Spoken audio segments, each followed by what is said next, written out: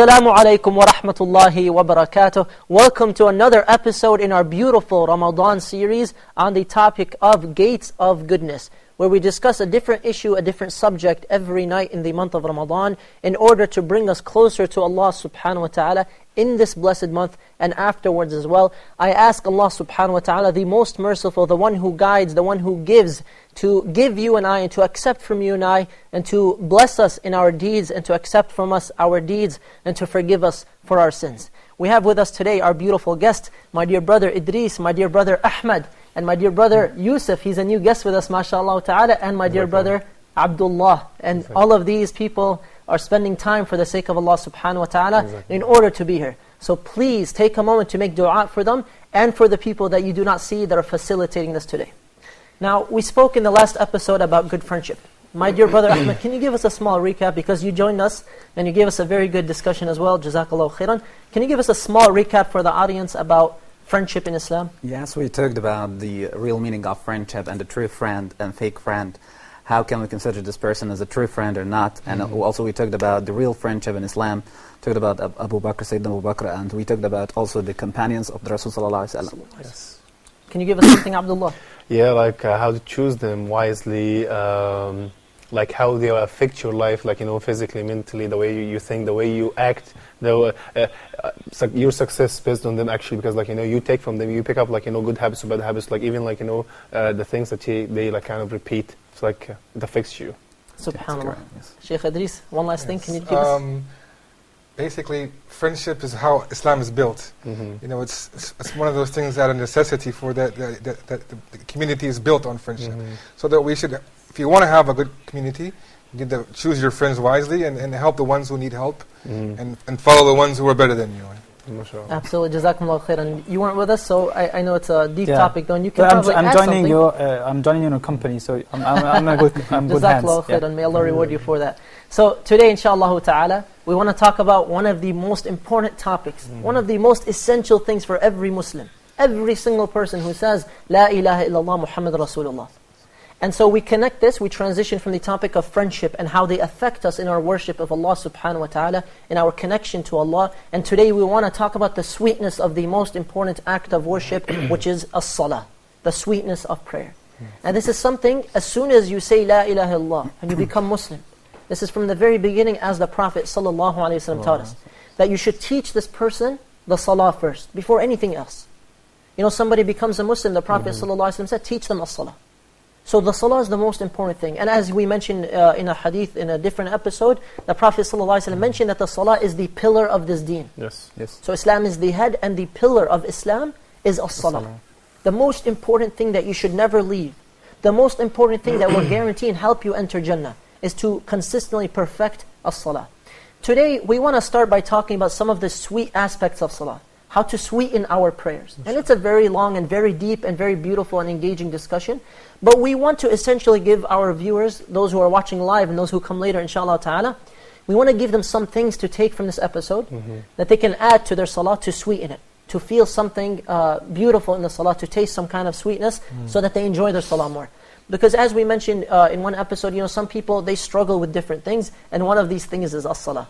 And we want people to enjoy the salah because the salah is a gift from Allah subhanahu wa ta'ala. Now, how was the salah prescribed? We all know the story. How was it prescribed? In short.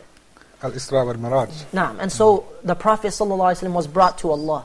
And this is basically the only pillar that we have that Allah subhanahu wa ta'ala directly prescribed to the Prophet ﷺ. So it was a gift. And so, we have the example, let's say, the story, it's not a real story, of a king and his servant. The king tells the servant, this very righteous servant, to do something. The servant always reacts in a very good way, a very amazing way. So the king says, you know what, I love this servant so much, and I'm inspired by his actions. So what does he do? He gathers the most bitter fruits, and he gives it as a gift to the servant. He says, this is a gift from me to you. The servant looks at it, he says, thank you so much. May Allah reward you. He takes it, and he says, do you want me to eat one right now? He said, yes, please. So he starts to eat into the most bitter, nasty fruit. He bites into it, and the king is waiting for the reaction. There is no reaction. He takes another bite, and another bite, and another, and he finishes the fruit. Now the king is confused. He said, you know what? Maybe I didn't really get maybe this was a sweet fruit. Maybe I didn't get the bitter fruit. So he takes one, he bites into it, and it was in fact bitter, and he spit it out. He begged for water.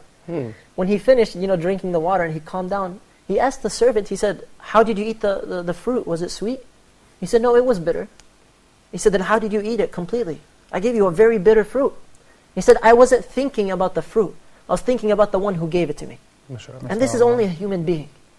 So you think about the things that Allah subhanahu wa ta'ala gives you, it's not to make your life difficult, it's actually to make your life better. In the dunya and in the akhirah. The salah frees us in this world. Frees. It gives us this freedom. It gives us this tranquility. And whoever strays away from it will never find true and complete happiness.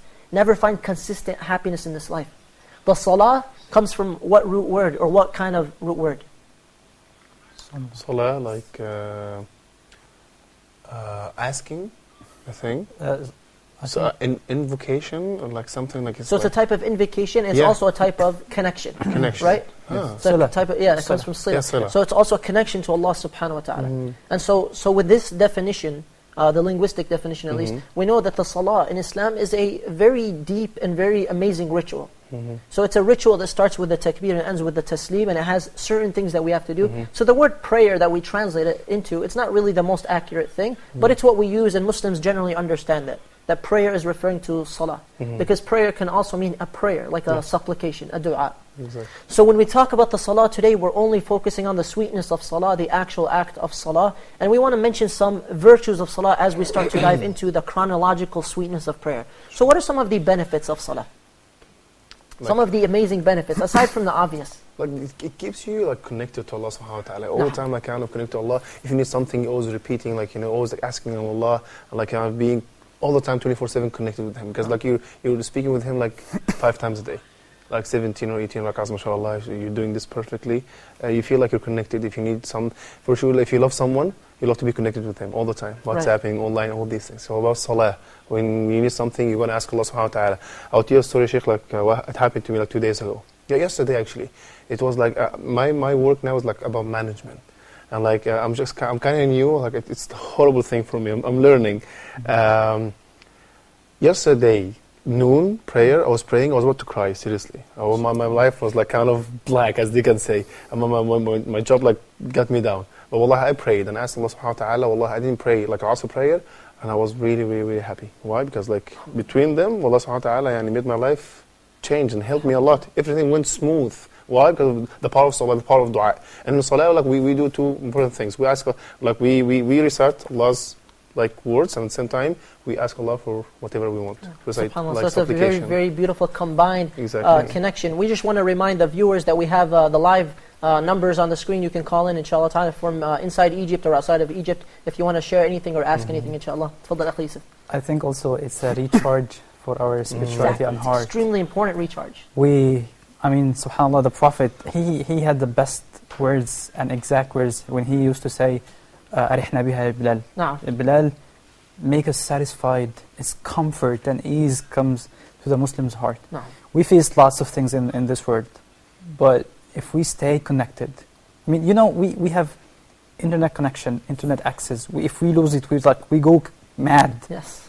But I think if we take the same example, if we stay connected to Allah subhanahu wa ta'ala for the whole life, it won't be hard. It won't be just, subhanAllah, I'm always connected to Allah. Whatever happens, I'm at comfort, I'm at ease, no problems. Because you know that your affairs are with Allah, you're always connected to Allah. Exactly. One example that somebody gave, it's not a very direct example, but it's kind of similar. It's in regards to smartphones. And so how some people, when their phone is dying, the battery's dead, you notice they act differently. They're just fidgety, they're panicking, I can't wait to get back and recharge it. My phone isn't charging. Yeah, so because it's an iPhone, iPhones are terrible. So why do we not treat, just kidding. So why do we not treat our iman and our souls with the same thing? Yes, even with our social relationships. No. If we also love someone, we always love to stay connected to them. Yes. We always now, WhatsApp, phone calls. Yes. Or like 24 hours, especially people who are engaged. No. We're single, but anyway. So it's a sign that you love Allah subhanahu wa ta'ala exactly. too. Yes. Because the more you pray, the more it shows you want to always be connected to Allah. The very basic, immediate connection to Allah. It's the very immediate. And that is why it's the pillar of Islam. Yeah, it's the pillar of the deen. Nah, That's cool. correct. And as we know that like the difference between believers and disbelievers, leaving the praying. Exactly. That's number one. And let me tell you something, the best thing in Salah, like Allah give you all the freedom, everything to start the Salah at any time you need. Like for example, after food, طبعا. If you would like to start like for example, sunnah or something like that, or water or something like this, you give you all the free to start the Salah at any time. So if you, for example, if you are in a bad mood or something like this, you are going to perform wudu and start Salah or praying with Allah. If you, for example, would like to arrange like a meeting with your manager or something, it's going to take like a lot of time to be able to organize the meeting or appointment. But if you would like to meet Allah, if you would like to talk to Allah, so just perform wudu and start praying. Yeah. So this is the best of the best. So the door of Allah for prayer is always open. SubhanAllah. That's correct. I don't really have much for this part of it, So but the virtues, some of the benefits that we see, immediate benefits in prayer. So one thing I was mentioned is the direct connection, the charge. it just brings you a contentment that nothing else can. No. You will find, as we always say, that people are searching for something. Whether they think it's money, whether they think it's power, whether they think it's fame, whether they think it's whatever, love from people. This is the wrong love they're seeking. This love is only temporary. Even if you think about it, love from your mother is incomplete as compared to the love from Allah subhanahu wa ta'ala. SubhanAllah. So this, Salah will give you the feeling like if you really give it a chance and try to do what's recommended. Most people don't try. They read it and they think, okay, it's good, but they don't give it an honest try. Try it. SubhanAllah, on this point, we had some non-Muslims, they came to the masjid on the day that there was a janazah. We had 3 people pass away in the United States. You might have heard of it. This was a worldwide incident in which the atheist killed them. May Allah have mercy on these 3. May Allah bless them and grant them the highest levels of paradise. When some of the people came to watch the janazah, they came to just support the Muslims at the time. They watched some of the people praying and they said, we saw something in you, like your expression, you were so focused, you were so into it, it was moving you. It was heart moving for so many of you. They said, we wanted to know more about Salah, and many of them ended up becoming Muslim. Because they saw that the Salah is not just movements. The Salah is not just movements. If all it is movements and there's no benefit in it, it's not a connection. Exactly. But Allah doesn't want us to just do movements. So the Salah is a combination of these rituals, these acts, but there has to be heart. There has to be sincerity. There has to be khushu'. There has to be sweetness that we taste. And so let's probably begin by mentioning a hadith that's very foundational as we start the chronological order, which is that the Salah, as we know, as the Prophet ﷺ told us, is the first thing Allah subhanahu wa ta'ala will ask us about on the Day of Judgment. Exactly. And we always hear this. But a lot of times people don't appreciate this hadith. Because, when you have an open book exam and you're told what you need to pass, you're told, then you go and you study and you prepare with the most important things. And so Allah subhanahu wa ta'ala will ask you and I, on the most important day of our existence, standing before Him, one-on-one, with no mediators, no translators, just you and Allah. Allah will ask about your salah. Your salah will be observed. And so if your salah was done well, then everything after that will go well. Meaning this is a path to Jannah. May Allah make us of the people of paradise. But if the salah was not done well, then everything after it will not go well. And this person will face some severe difficulty. And so the salah, if you know that it's the most important thing, and that Allah will ask about it before anything else, this alone should start the incentive of taking care of the salah, because Allah prescribed as an act of worship. However, despite the fact that it is an act of worship, there are so many benefits and sweetness in it that anybody who understands this sweetness and tastes it once will always want to do it. They will always want to go to the salah. Some people are looking forward to the salah. When is it the next time for salah? Some people look forward to the sunnah. Some people look forward to witr. Some people look forward to duha prayer. They're always waiting for the salah, because when they get into the salah, they're in a different world, a different zone. And it's them and Allah subhanahu wa ta'ala. Sheikh, sometimes, some people, they act like properly, like they fast Ramadan without praying.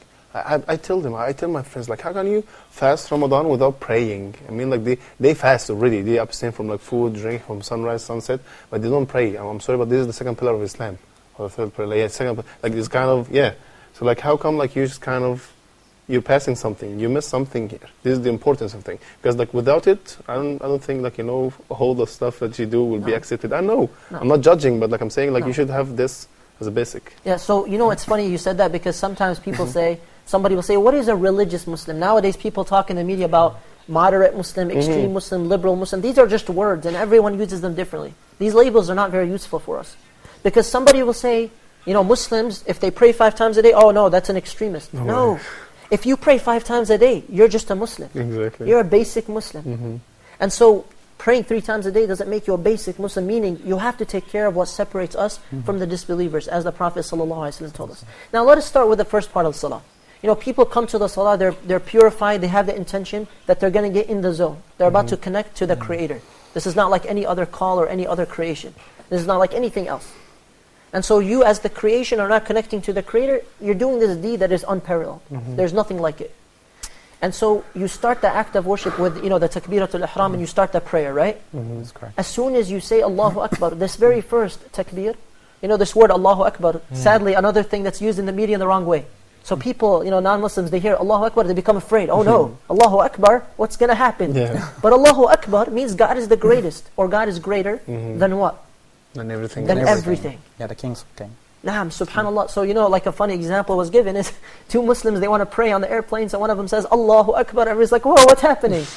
But Allahu Akbar means God is the greatest. If The people greatest, knew this, they wouldn't be afraid of it. They would actually respect it. That you guys, you're praying to God and you keep reaffirming, God is greater than everything. God is greater than everything. Meaning focus on every part of your prayer, on God, and nothing else. So we start the salah, and as soon as we start, now we're in the zone. Allahu Akbar, Allah is greater than everything.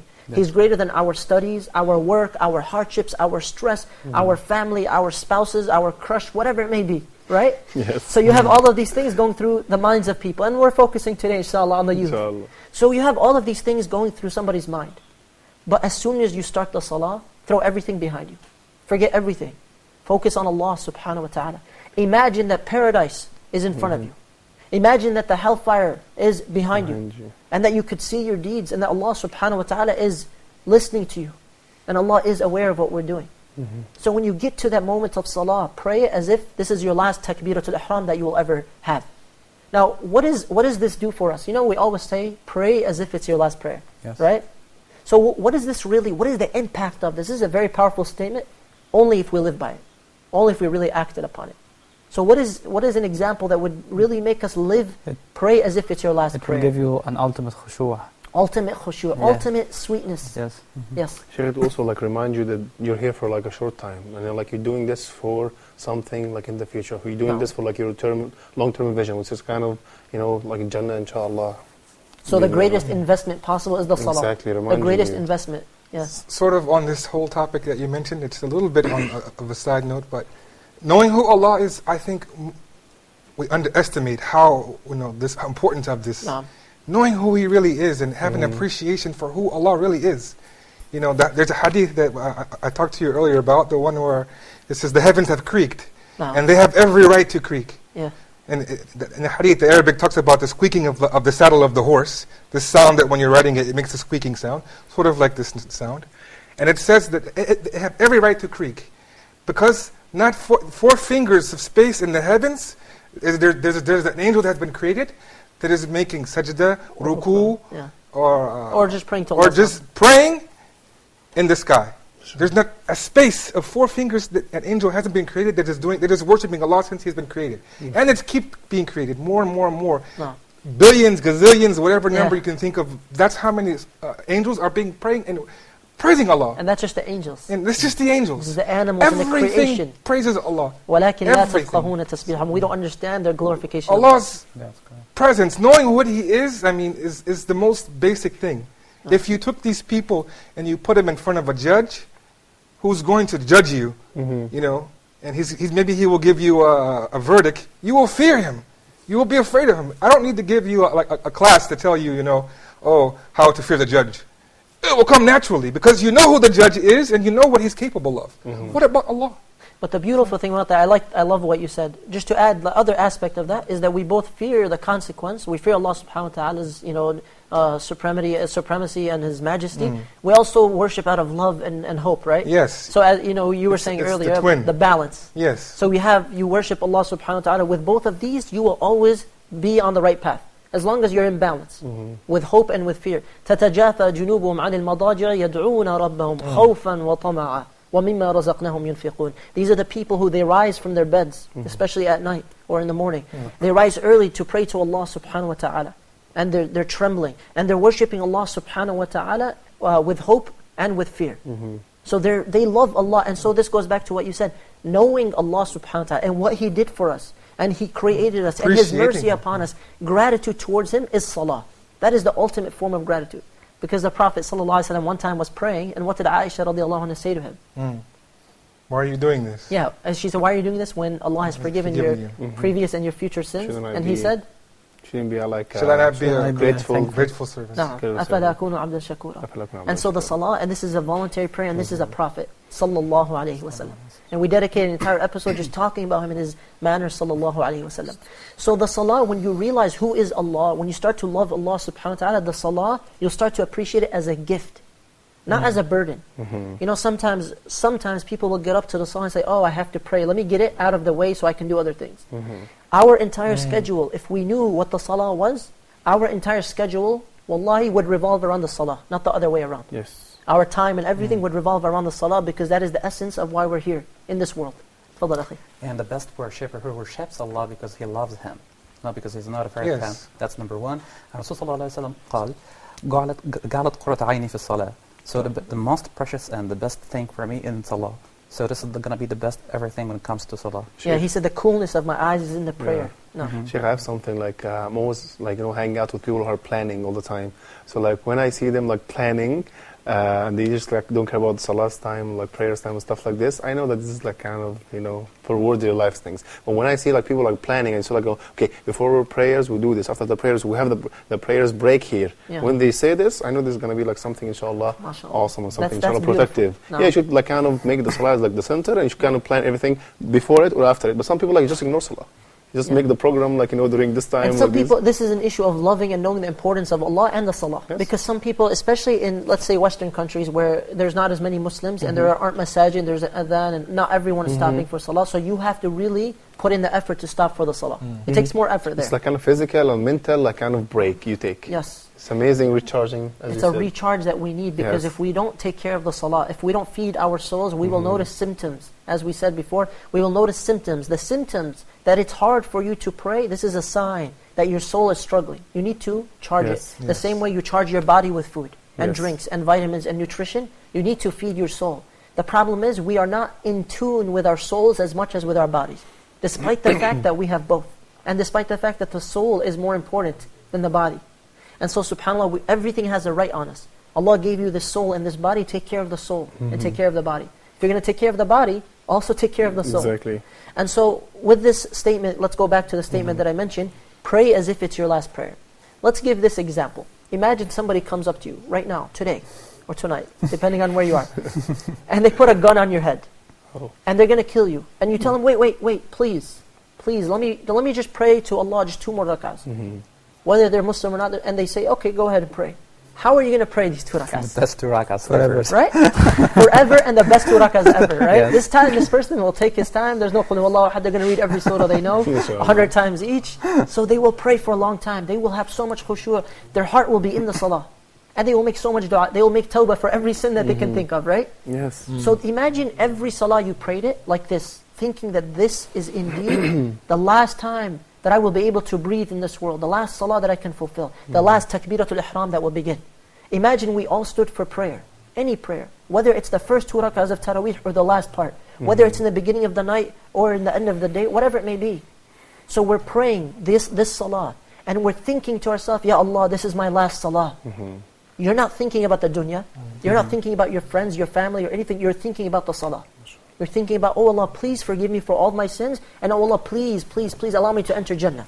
You're thinking about all the benefits and all the sins that you want to avoid. This is how we should pray every prayer. Before we even get into Al-Fatiha or anything else in the salah, there's so much sweetness in the salah.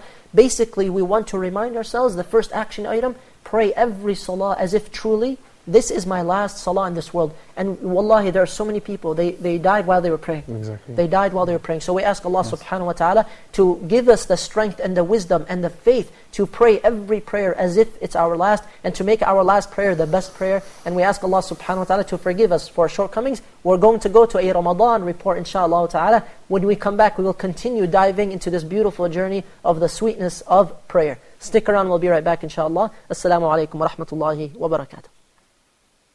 We welcome you, month we all adore. We pray for happiness and more. Many early Muslims in South Africa came from India, Pakistan, as well as from neighboring African countries. This makes welcoming Ramadan in this vast country very diversified. South African Muslims are very devoted to Islam. During Ramadan, they offer great financial assistance to their fellow South African Muslims. South African Muslims follow Saudi Arabia regarding all duties of worship, such as Hajj, the month of Ramadan, and others. The most common food at Muslim dinner tables during this month is called the samushas, made by Indian Muslims. Breakfast and night meals vary in the Rainbow Nation, including rice, meat, fish, and natural drinks, and others. South African Muslims work in very important social positions in public and in the media sectors. They employ great efforts in spreading Islam across South Africa. There are several Dawah media institutions in South Africa, such as a Radio Islam in Johannesburg, Radio 7.86 Cape Town, and Ansar Radio in Durban. All of these engage in Dawah, providing basic services to the Muslims and the local communities. Ramadan is welcomed with great joy and happiness in South Africa. Wealthy Muslims extend basic assistance to fellow Muslims in their neighborhood and beyond, including decorating mosques and providing financial assistance directed to the Islamic organizations to be distributed to the poor and the needy. With the commencement of Ramadan, South African Muslim scholars organize daily religious sessions for free of Quranic recitation, hadith studies, and others. In many Muslim neighborhoods, Muslims share breakfast and dinner together. Muslim scholars in Arab and Islamic countries fly to South Africa to spend the Ramadan with their fellow Muslims in this beautiful country.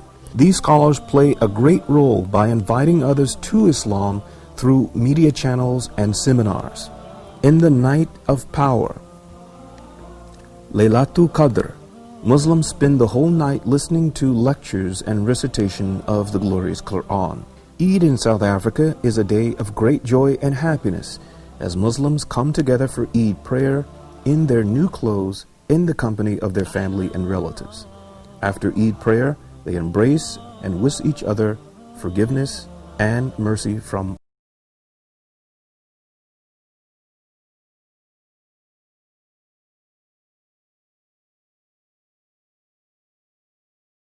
Assalamu alaikum wa rahmatullahi wa barakatuh. Welcome back, our dear viewers, from this beautiful Ramadan report from around the world. We ask Allah subhanahu wa ta'ala to bless our brothers and sisters all over the world. We ask Allah subhanahu wa ta'ala to aid our brothers and sisters all over the world. And we ask Allah subhanahu wa ta'ala to grant victory to those who are oppressed all over the world. And we ask Allah subhanahu wa ta'ala to forgive us in this blessed month.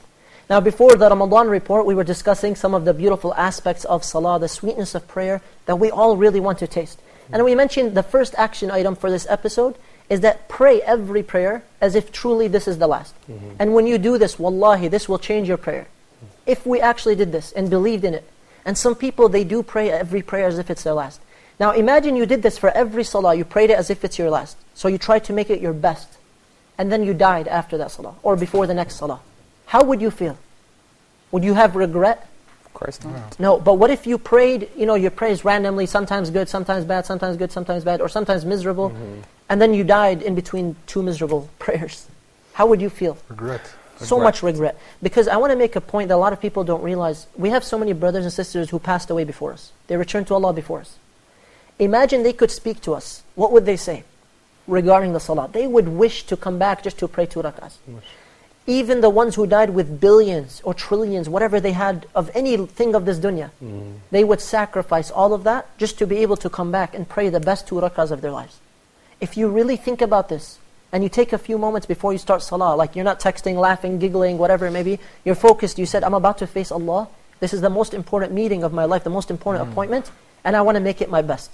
And anybody who comes back from the grave would say, take care of the salah, take care of this last 2 rak'ahs, you might not get another chance. You really might not get a chance. And you know what, I mentioned a story before, and this is a very sad incident.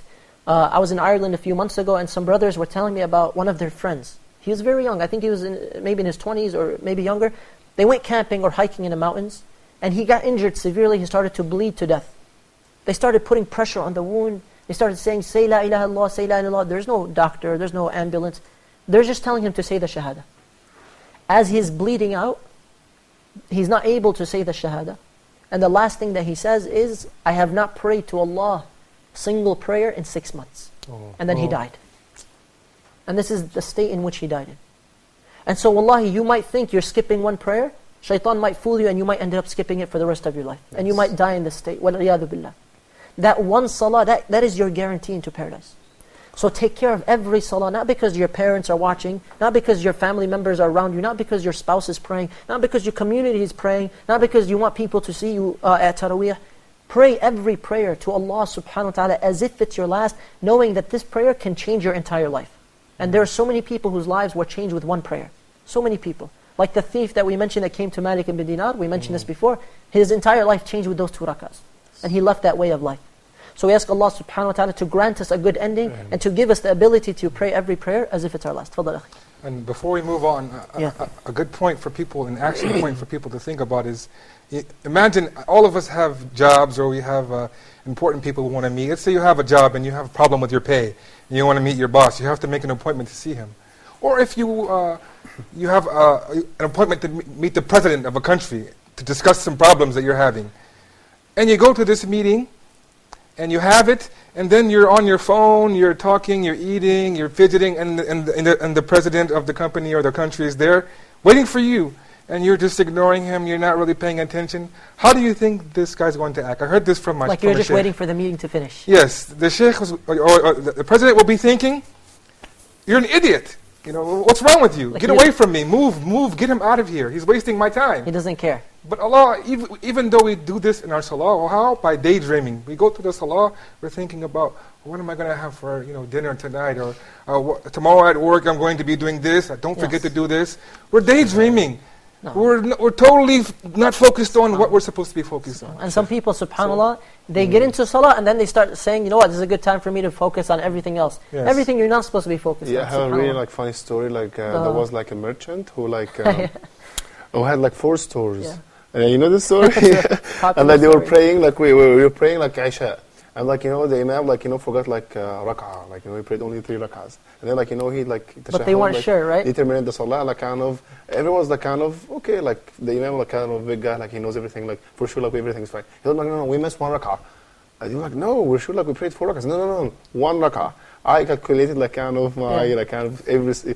each rak'ah we have store, and I calculate only 3. I still have the fourth one. So we prayed only 3 rak'ahs. See how people do this. No. You just go into salah they forget everything except their worldly life and The greatest thing about this is that Allah subhanahu wa ta'ala al-Halim.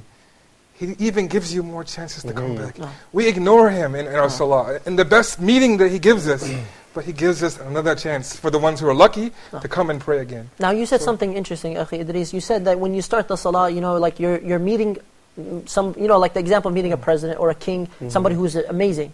Now that's just a human being. Yes. Whatever they can give you of the dunya is very limited, right? Yes, and it's limited in the number of times, it's limited number of meetings. It takes forever to set up a meeting with them. All of this is very, very tiny. It's nothing. But when you meet Allah subhanahu wa ta'ala for these 5 prayers and extra prayers that you do, every single meeting is an opportunity to change your entire life. And Allah's kingdom never runs out. You can ask for anything and Allah will give it to you. But you have to really want it. You have to treat that meeting like a real appointment. Some people, they'll say, I have to go for this, I have to go for that. Quickly, they can end anything that they're doing with their friends or family and go. But some people don't treat the salah like this. When it's time for salah, it's time for salah. I have an appointment. Doesn't matter, I have an appointment with Allah subhanahu wa ta'ala. You want to come pray? Come pray. If you're not going to pray, I have to pray. Because this is an appointment I cannot miss. And if I miss this appointment, I'm not guaranteed the next appointment.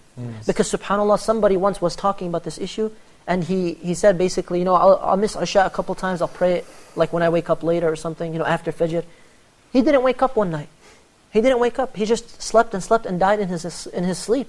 And subhanAllah, people say this and they don't realize the importance of it. We're told that we have a caller on the line. A sister from the Emirat. Go ahead. Assalamu alaikum. Wa alaikum assalam wa rahmatullahi wa barakatuh. This is my favorite show, so I'm excited, because I called you. May Allah reward you. Anyway, my question is that I have a problem with delaying salah, and I don't know how to motivate myself to establish salah on time. So if you could talk about that a little bit, that would be great. Absolutely. Jazakumullah khairan, sister. Barakallahu feekum. May Allah reward you and accept from you. And so the question that came up from the sisters, basically about sometimes we procrastinate the salah because we know there's a time for it, and so we delay it. You know, one thing that you mentioned earlier, Akhi Ahmed, is that Allah subhanahu wa ta'ala gave us this mercy of this, time period of salah. But when we start to read about the virtues of salah, the more we look into it, the more we realize its importance, the more we establish our love of Allah subhanahu wa ta'ala, the more it'll inspire us to pray on time. Because we know the hadith, the famous hadith, أَحَبُّ الْأَعْمَالِ إِلَى اللَّهِ, right? الصَّلَاةُ عَلَى وَقْتِهَا. It was defined in two different ways. Some scholars said the salah as soon as its time comes in, and others said it's the salah on its time, meaning you have to pray it within its time period. But now imagine of all the deeds that you can do in the world, something as simple as smiling is a good deed. Something as simple as just looking at someone with a kind way is a good deed. Charity is a good deed. All of these good deeds, and the most beloved thing to Allah subhanahu wa ta'ala is the prayer on its time. And so, one thing that we think about often is, what if I pray this later? And as we were just saying before the sister called in, may Allah reward her, is that the brother said, I will pray Isha later. And then he ended up dying and there was no later. Now somebody who has the intention, a real strong intention to pray later, they'll get rewarded for it. But know this, Allah subhanahu wa ta'ala will not cause us to die in a state of humiliation. Rather, it will be in a state that's related to our hearts. So if your heart was strongly connected to praying the salah and you really wanted to pray the salah on time, and you thought that there was no later, then you would pray as soon as possible. Because the problem for us as human beings, subhanAllah, we always have aspirations and hopes for the future. This word, the future, we're always thinking about it. Our plans for tomorrow, and what did the Prophet ﷺ say? He said it gets cut off by death. And he drew a line in the sand cutting off this line of our future. So the salah you say you can pray in 2 hours, 3 hours, that line might cut you off. You might not get that last salah. So how would you feel if you prayed that salah on time when you died in that state? You would say, Alhamdulillah, I prayed it on time. And the one who delays it for later, Allahu Alam what their state will be. We're not saying there's a punishment for it, as long as it's within the time period. But know that this person who dies will have no regret that they prayed it on time. And that's what we aim for, the highest standards. Yeah. Just a quick note on it. If you look at us as humans, if we have, say for instance, an airline flight, okay? And we have a time to be there. Well, you will do whatever you need to do to be at the airport on time. You will make sure that you wake up, you'll set your alarm, you're prepared for it. What about salah? It's a time. Prepare for it. If you want to truly pray it on time, prepare for it. No, and it will be easier. Don't wait for it to be something, I didn't know, it's time to pray. And that all goes back to our perspective of salah, right? Our perspective of Allah and our meetings with Allah. Now, we mentioned before that some people's lives were completely changed through salah. 2 rak'ahs of prayer can change your life. You can be asking for everything in the dunya from some human being and not get it. And you can turn to Allah in these 2 rak'ahs and get everything that you need. But it's a matter of us taking the salah seriously. Tafadhal, akhi. As Muslims, we have the core of our lives is our belief in Allah subhanahu wa ta'ala. No. And this is the belief core. And we have an action core, which is prayer. No. So everything in the Muslim's life spins around our belief as a belief, faith, and spins around actions around salah. This is, as he said, this might be a trivial example, but lovers, they never go late to the people they love. And they also almost go way earlier. And that's why one of the virtues and one of the things that the Prophet and his companions used to do all the time, they prepare even before the prayers. They perform the wudu, they go early to the masjid, and the Prophet used to say, the one who waits to the prayer. It's as if they're in prayer. Yeah. SubhanAllah. And so if we leave the prayer, it's also one of the things, when I pray, I'm looking, if I'm looking to the end of the prayer, I want it to end, that's not probably the best inspiration for prayer. Absolutely. But I'm praying just like, I want it to take as much as possible of time. I'm connected to Allah subhanahu wa ta'ala. This is, I think it's in the heart, it's real root of love. Right. The love of Allah subhanahu wa ta'ala. Jazakallah khair, you're absolutely right. And this brings us to the point where sometimes people try to rush the salah because they think they're going to something better, right? And so they're leaving Allah to go to something of the dunya, whatever it may be. It may be work. A lot of people are praying at work, so they rushed back to work thinking they have to go make, the money that they're making or some kind of deal or meeting. They don't realize, I'm leaving Allah who can give me the entire dunya if He wants, and I'm going to ask people. You're going to ask the poor and the needy, as Ibn Rajab rahimahullah said, and you're leaving the rich and the able. This is a very strange thing. To leave Allah subhanahu wa ta'ala to try to rush the prayer. Wallahi, one of the saddest things is when we see sometimes people, when they actually give the time for prayer, but they just fly through the salah, not realizing the salah is not just movements. It's not so you can just move your hands and your body around. Yes, mashallah, you lost some calories, you burned some calories. That's not the point of the salah. The salah, it gives you the nourishment that you need for the next salah. It expiates all of your minor sins till the next salah. From salah to salah, all your minor sins are wiped out. So let us, because the time is kind of running out, let us try to go to the next step of this chronological journey of the salah. Because as soon as we start the salah, we pray as if it's our last prayer. We throw everything behind us with this takbiratul ihram. We focus on Allah subhanahu wa ta'ala. Tafadhal akhi. So Muslims will be known on Judgment Day from their foreheads and faces. Simahum fi wujuhum and others sukut. So I can define or can decide if this person is Muslim or not from his forehead, from his way of dealing with, from his way of praying. So that's Simahum fi wujuhum and others sujud. And subhanAllah, one thing that's very interesting about that is some of the believers, there's some people they have so many sins, so they will endure some type of punishment in the akhirah because they didn't repent or they went through all the stages of shafa'ah, but they still didn't have enough to be purified, so they have to be purified. Some of them, when they are going through a punishment, their face is protected because they used to make sujood, because they used to prostrate to Allah subhanahu wa ta'ala. So, jazakallah khairan for that point. Let us now jump to the next part of the salah. The person starts the salah. And we're not going to go through every single step. Rather, we want to focus on some of the essentials, which is when you start the salah and you throw everything of this life behind you. Now you're focused on Allah. Allah is in front of you. And hellfire is behind you, and your deeds and Jannah and all of this, you're focused, oh Allah, make this the best prayer of my life. Now you're focused on each prayer better than the last. And you start with this, the simple, you can make any dua from the sunnah of the Prophet ﷺ, and then you start making this beautiful dua. What is the dua? There are many. There are many dua, but aside from that dua that's optional, you make the dua that's the mandatory, which is Surah Al-Fatiha. Right?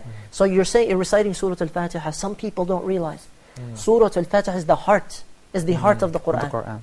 And when you read it, you're not just reading, you're not just saying words. You're not just flying through it. It's not just a rukn of salah. Yes, it is a pillar of salah, and you need it. There's no salah without that. There's no salah without it. But when you're reading it, you're making dua to Allah subhanahu wa ta'ala, and He's responding to you. Responding to you back. With every ayah you read, Allah is responding to you. When you start with, Bismillah ar-Rahman ar-Rahim, Alhamdulillahi Rabbil Alameen, you're praising Allah, Lord of the worlds. You're praising Him, you start with hamd. This is one of the most beautiful things you can do. And Allah subhanahu wa ta'ala responds, my servant is praising me. Ar-Rahman ar-Rahim, my servant is glorifying and extolling me. You're mentioning the mercy of Allah. You're mentioning the blessings of Allah upon you. If you really think about every ayah of Surah Al-Fatiha, which we can talk about for years, the tafsir of it is so long. But if you really focus on Surah Al-Fatiha, your entire salah will change because of it. And that's only one thing we're mentioning. Only Surah Al-Fatiha. And that's why it's encouraged for every Muslim to really know Surah Al-Fatiha, understand it, and study at least the basic tafsir of it. And so you say Ar-Rahman Ar-Rahim, now you're talking about the mercy of Allah for all of the creation, and specifically for the believers, those who are praying to Allah, taking care of the salah. You want the mercy of Allah? Recite it carefully. The Prophet ﷺ is mentioned, I believe, in an authentic hadith, or a sound hadith, that he would recite Al-Fatiha and stop at the end of each ayah. And this is because Allah is responding to him, and this is because every ayah is so powerful. And Surah Al-Fatiha is a cure. And Surah Al-Fatiha is, it's used as a shield against evil. And it's used as a form of ruqya, a healing for anybody who is ill. So you're reciting Surah Al-Fatiha. And you're saying, Maliki Yawmiddin, Lord of the Day of Judgment. And Allah is responding to you. But notice the first ayat that we just mentioned gives us this balance. So Alhamdulillah Rabbil Alameen instills the love that Allah created us and gave us all that we have. Ar-Rahman Ar-Rahim gives us the mercy of Allah subhanahu wa ta'ala, the hope that Allah will forgive us no matter what if we turn to Him sincerely. Not a single person can turn to Allah and repent sincerely except that their sin is erased, as if they've never committed that sin, as long as you're alive. But you don't know when you're going to die, so take advantage and walk through that door of tawbah. And then the next ayah gives us the other balance. Maliki Yawmiddin. Now Allah subhanahu wa ta'ala is reminding you of the Day of Judgment, in which He will question us. A day in which everyone is afraid, right? There's fear on that day for our consequences and our punishment. And so there's a balance here. So you're reciting Surah Al-Fatiha, and then you recite the heart of Surah Al-Fatiha, which is what? إِيَّاكَ نَعْبُدُ وَإِيَّاكَ نَسْتَعِينُ. Verily it is you that we worship. This is Islam. And it is you that we depend on and ask of. This is everything. Imagine every time you read this ayah, you really meant it. Abu Bakr radiyallahu anh, may Allah allow us to meet him in the highest levels of paradise. Ameen. Imagine, every time he would leave the salah, he would start to cry. He can't finish Al-Fatiha. He cannot finish Surah Al-Fatiha. How are we with Surah Al-Fatiha? So he would recite it. Imagine, so you get to the next part. After the heart of Surah Al-Fatiha, oh Allah, guide us to the straight path. Now, some people think it means guide us like we need still to be guided to Islam. Ihdina as-sirat al-mustaqim means keep us guided. And not just me individually, guide us to the straight path. Means keep us all on the straight path. This is the only means of success, the only means of happiness in the dunya and akhirah. To the end of the surah, and so Allah subhanahu wa ta'ala is responding to your dua, and you're saying Ameen to this dua. Oh Allah, please accept. And this person can recite a surah after this, whatever they know of the Qur'an, and then again, Allahu Akbar. Now you're reminded again. If you're distracted in salah, you're reminded again, Allahu Akbar, Allah is greater than everything. You go into ruku', you're focused on the ruku', you're prostrating to Allah with your back straight, right? And you're going, Sami'a Allahu liman hamida. Allah hears those who praise Him. Hamdan kathiran, tayyiban mubarakan fi is one of the greatest things we can add to this. Right? Rabbana lakal hamd, hamdan kathiran, tayyiban mubarakan fi. Allah, so much praise. And there's not enough praise to praise Allah. We have to say Alhamdulillah for the ability to say Alhamdulillah. Wallah, if we focused on every step of the salah as we should, we would love the salah more than anything else. We would enjoy the prayer. We wouldn't wait for it to finish. When it finishes, we would want to pray again. So you're going through the salah, you go into sujood. Now this is what I want to say about sujood. Sujood is one of the best things in the world. Wallahi, this is one of the most amazing things in the world. And it's rare, and it's unique. SubhanAllah, some people, they make fun of us Muslims. They say, you guys put your heads on the ground 5 times a day, or whatever, 17 times a day with every rak'ah. You're putting your head on the ground for all of this for what? You're putting yourself, this honorable part of your body, in the lowest part of the world, the floor, in order to be raised to the highest ranks of paradise, in the sight of Allah subhanahu wa ta'ala. Because wallahi, one of the greatest keys or formulas to enjoying your salah is the sujood. When you go into sujood, what are some things we can do in sujood that will help us with the rest of the salah? What are some things we can do very quickly as the time is running out? Of course, dua. To increase our dua as much as possible, right? And not to rush through it. I'm sorry for the interruption. I think, just very briefly, I think the whole prayer, and if we count the rak'ah, the last thing that we do at every rak'ah is sujood. The whole thing before that is just preparation for the sujood. It's just like a process, because you're preparing, you're reciting Qur'an, you're making tasbih and hamd, and then you go for prostration, sujood. You're doing all that beforehand just because you're preparing yourself for this moment. That's a beautiful way to put it, because that will help people prepare even more for the sujood. You were going to say, Akhi? I was going to say, part of this that even connects to what you're saying is, for the people, this is the English-speaking people, so if they don't know Arabic, I would advise them to begin learning it, because once they start opening this wonderful fruit of Arabic, the salah will change you as if nothing in life ever changed you before. Once you open this fruit... And you can attest to this, right? Yes. Alhamdulillah, I've been learning, and it will open up an avenue for you that you could never even think of. SubhanAllah. You can't even fathom how much it will change you once you start knowing the real words of Allah subhanahu wa ta'ala and their real meanings. You know what, this is a very beautiful point, that it's important for people who don't know what they're saying in salah to learn what they're saying in salah. This is a very important point. I'm glad you brought it up, because this leads to a question that comes up often. So now you said we're preparing for sujood, we go into sujood, and you make the dua for sujood, right? Subhan Rabbiyal A'la. Once you make this dua, take your time, breathe in and out slowly, deeply, focus on your dua as much as possible. And most of the scholars say, and some people might disagree with this, but most of the scholars say, if you don't know Arabic, you can make dua in any language, even in the fard prayer, in sujood. You can.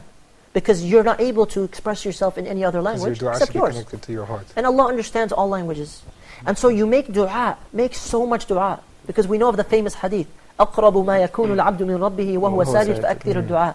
Right? The closest place of a servant is to his creator, to Allah, is in the sujood, when you're on the ground. You're the closest place to Allah, meaning spiritually, connection-wise. So increase your dua. You prepared for this moment, now you're there. Don't rush through it. Some people, subhanAllah, they go into sujood, they rush back up and back down, like nothing had happened, and then they go back up. Make sure your sujood is complete, make sure your salah is complete. You know, some of the youth, when I said this, one of them said, I had problems with khushu' in salah, sweetness of salah. He said, the only thing that I changed was now when I go into sujood, I focus on that sujood to make as much dua as possible. I ask Allah for everything of the dunya and akhirah. He said, the rest of the salah, I'm so happy. I'm so peaceful. I'm not rushing through it anymore because of that sajda. And so subhanAllah, as you said, you know, in a way it prepares you for it, and it also covers the rest of the salah for you. So you can make dua in your sujood in any language you want. Aside from the basic, the fard that you have to say, Subhan Rabbil A'la. So you're saying this, this is one of the wajibat of salah, you have to say it. So now you're in your sujood, you're making dua, you're spilling your heart to Allah. SubhanAllah, a dear friend to me recently was going through something terrible with their family, and they mentioned, like, the first thing they wanted to do is, like, I want to go make wudu and pray to Allah. And I just want to ask and ask and ask and ask. Does Allah ever run out? Absolutely not. No. Allah doesn't stop giving us, as long as we don't stop asking. And the salah is the best form of connection to Allah, to start asking. Dua in salah is one of the best things we can do. Quran in salah is one of the best forms of Quran. It's better than outside of the salah. So the more we start really to focus on the importance of salah, the more we will love it. Because ultimately we go through all of these motions, right? And we get to the end of the salah and we say the taslim. And some people, as soon as the taslim is done, Assalamu alaikum wa rahmatullah, Assalamu alaikum wa rahmatullah, they're gone. Other people, they take out their phone, they start checking their messages, who's texting me, who's calling me. And other people, they sit down and it's as if they're still in prayer, right? They're still making tasbih, they're reciting Ayatul Kursi, they're making the dhikr. The Prophet ﷺ reminded Mu'adh bin Jabal radiallahu anhu. He said, I love you, so I want to give you advice. If the Prophet tells you, I love you, and I want to give you advice, you know it's valuable. He said, at the end of every salah, make this dua. Allahumma a'inni ala dhikrika wa shukrika wa husni ibadatik. Oh Allah, aid me in remembering you often, engaging in dhikr often. Wa shukrika, and praising you often. And in worshipping you correctly, as best as possible. Wallahi, this dua is amazing if you focus on the dua. And you make this dua after every prayer. And you read Ayatul Kursi after every prayer. This is a beautiful combination. And so, because we're running out of time, we want to mention the action item basically. Let's summarize into 3 steps. The first is pray every prayer as if it's your last. This means that you have to pray every prayer automatically, and that you know that this prayer is your last for sure. Imagine tomorrow, there's no tomorrow, people will be praying but you won't be praying. So how will today's salah be? So pray every prayer as if it's your last. The second thing is, remember the importance of salah. This is what makes you a Muslim. This is what Allah will question you about before anything else. You know the questions on the exam, you want to pass this test, take care of the salah. Take care of the salah. The Prophet ﷺ loves us, right? And one of the last things he said before he died, Sallallahu Alaihi Wasallam. As-salah, as-salah, right? The prayer, take care of the prayer. Take care of the prayer. So wallahi, it's so sad that much of our ummah needs this reminder, because at a time like this when we're being butchered and oppressed around the world, if we can't fulfill the basics of Islam, the izzah that we have through Islam, we're not going to get it anywhere else. And so remember, Umar al-Khattab radiallahu anhu told us, نَحْنُ قَوْمٌ أَعَزَّنَا اللَّهُ بِالْإِسْلَامِ فَإِنِ ابْتَغَيْنَا الْعِزَّةَ بِغَيْرِهِ أَذَلَّنَا اللَّهُ. We are a people whom Allah has given honor through Islam. And the basic of Islam is the salah. And if we try to find the honor somewhere else, Allah will disgrace us, or He won't help us. And right now we need the help of Allah. We need the help of Allah. We need the victory of Allah subhanahu wa ta'ala. And so we remind ourselves and our dear brothers around the world, those who are tuning in live and those who are watching later, take care of your salah and bring your family close to Allah through the salah, and try to pray every prayer as if it's last. Try to remember every prayer is something that Allah will ask you about before anything else. And perhaps the third action item that we can add to this is meet Allah subhanahu wa ta'ala while you're prepared to meet Him. So prepare for the salah. Don't just wait for the salah time. Schedule your life around the salah, and the salah will change your life. We ask Allah subhanahu wa ta'ala to bless our dear guests for coming today. Please make dua for the people that you see and those that you don't see behind the scenes. And we ask Allah subhanahu wa ta'ala to bless all of the Muslims around the world, and to give us the strength and the faith to pray every salah perfectly, and to perfect our timing of the prayer, and to really have khushu' in the salah. We ask Allah subhanahu wa ta'ala to make the salah the coolness of our eyes, and to make the salah a means of our entrance into paradise. We ask Allah subhanahu wa ta'ala to forgive the believing men and women, those who have passed away and those who are alive. And we ask Allah subhanahu wa ta'ala to grant relief to the Muslims all around the world, those who are suffering all types of oppression and hardship and killing. And we ask Allah subhanahu wa ta'ala to rid us of all evil. And we ask Allah subhanahu wa ta'ala to reward you for your time and your effort, and to grant you beneficial knowledge. Jazakumullahu khaira. We will see you in a future episode, insha'Allah ta'ala. Wassalamu alaikum wa rahmatullahi wa barakatuh.